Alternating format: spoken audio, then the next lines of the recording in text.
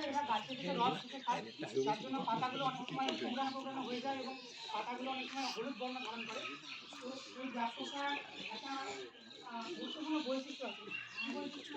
আমরা জানি ম্যাক্সিমাম ক্ষেত্রে কী হয়, পোকারা যখন বংশ বিস্তার করে তখন তারা ডিম দেয়, সেই ডিম থেকে বাচ্চা হয়। কিন্তু এরা যখন জমিতে ছড়ায় তখন এদের কোনো ডিম, এরা কোনো ডিম দেয় না, এরা একদম সন্তান প্রসব করে। যার জন্য কী হয়, জমিতে যদি কোনো জাত পোকা লাগে তার 7 দিনের মধ্যে সেটা দ্বিগুণ আকার ধারণ করে, যার জন্য খুব তাড়াতাড়ি বংশ বিস্তার করতে হবে। তো এই জাত পোকার পরে আর একটা পোকা হচ্ছে কাঁচি পোকা। এই কাঁচি পোকা কি, কাঁচি পোকার একটা উল্লেখযোগ্য বৈশিষ্ট্য হলো এরা দিনের বেলায় সাধারণত আপনি মাটি দেখতে পাবেন না। তো এরা কী করে, এরা সন্ধ্যের দিকে বা রাত্রেবেলা গাছ থেকে গর্তের মধ্যে নিয়ে যাওয়ার চেষ্টা করে। কিছু কিছু ক্ষেত্রে তারা সফল হয়, কিন্তু কিছু কিছু ক্ষেত্রে পারে না। তো আপনি যদি সকালবেলায় আলু জমিতে যান এবং সেখানে গিয়ে যদি দেখেন যে এরকমভাবে কোনো গাছ কাটা অবস্থায় পড়ে আছে, তাহলে আপনাকে বুঝতে হবে যে এখানে কাঁচি পোকার সম্ভাবনা আছে। তো আরেকটা আলুর একটা পোকা যেটা লক্ষ্য করেন সেটা ঘুগনি পোকা।